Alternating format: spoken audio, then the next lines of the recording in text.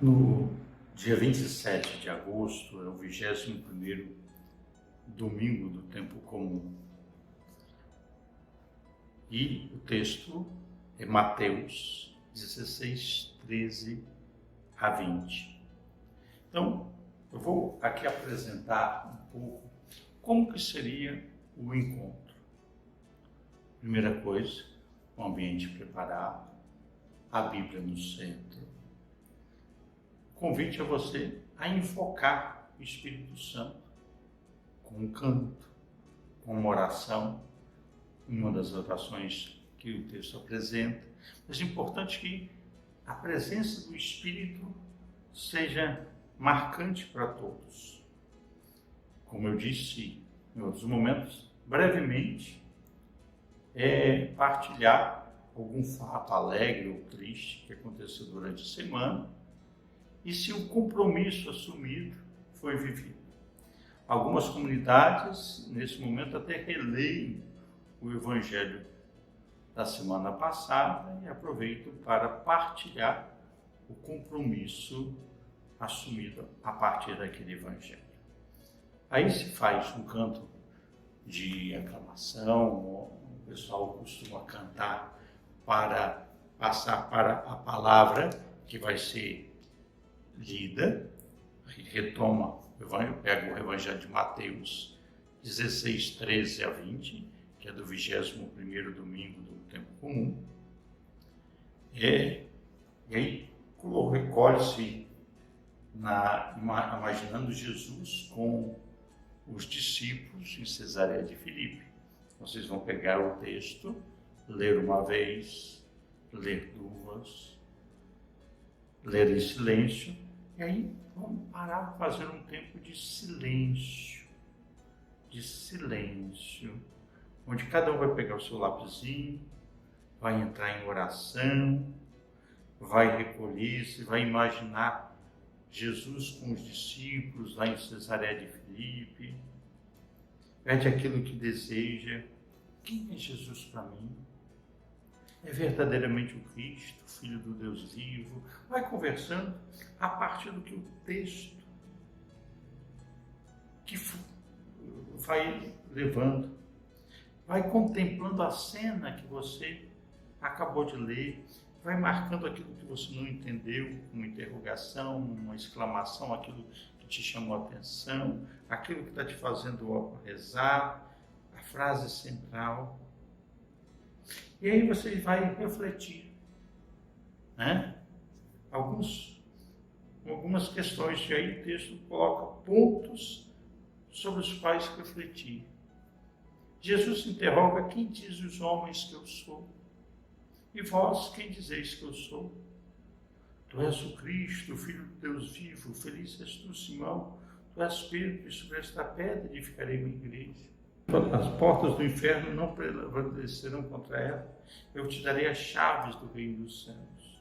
Tudo que ligares na terra será ligado nos céus. Tudo que desligares na terra será desligado no céu.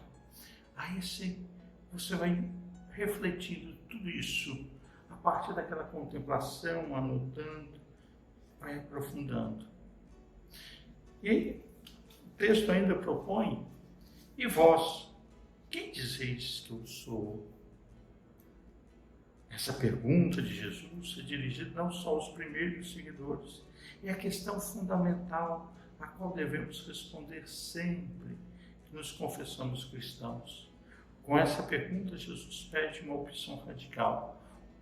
Ou ele é para nós um personagem a mais ao lado de muitos outros da história, ou é a pessoa decisiva que nos traz a compreensão última da existência, a orientação decisiva para a nossa vida e nos oferecer a esperança definitiva. Essas questões, para você meditar em silêncio, elas podem ser de maneira simples, sendo propostas pelo dirigente, sendo faladas em voz alta ou meia voz, para que você em silêncio vai anotando, refletindo, aprofundando. Feito isso, vocês agora vão partilhar essa meditação. O que ficou de interrogação? O que ficou de exclamação? O que ficou com um ponto para rezar? O que é o central no texto? Aí vocês vão partilhar e responder algumas perguntinhas que o texto propõe. Como esta palavra alimenta a nossa fé?